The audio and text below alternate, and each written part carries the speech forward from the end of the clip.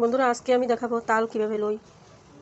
প্রথমে একটা পাত্র নিলাম, তারপরে এই সাজিটা নিলাম, এই ছিদ্র ছিদ্র করা, তারপরে এই তালটা নিলাম, তালটা খোসা ছাড়িয়ে নিয়েছি। এরকম পরিষ্কার পাত্রে একটু জল নিয়েছি, তো এরকম একটু একটু জল দেবো আর তালটা এভাবে কচলাবো। দেখো কত সহজে তালটা বেরিয়ে যায়, কত সহজে হচ্ছে।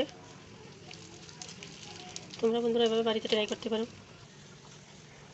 দেখো বন্ধুরা আমার এটি বিচিটা হয়ে গেছে, এখন আমি আরেকটা নিয়ে নিচ্ছি। এই দেখো এটা সরিয়ে ফেলবো, একটা করে করতে হবে। এরপর আবার একটু জল নেব, তোমাদের দেখানোর জন্য আবার একটা করে একটু দেখাই কতটা সহজে হয়। এভাবে দিয়ে দেবা, একটু জল দিয়ে দেবো, তারপর বিচিটা এভাবে। অনেক সহজ পদ্ধতি বন্ধুরা, তোমরা এভাবে করতে পারো।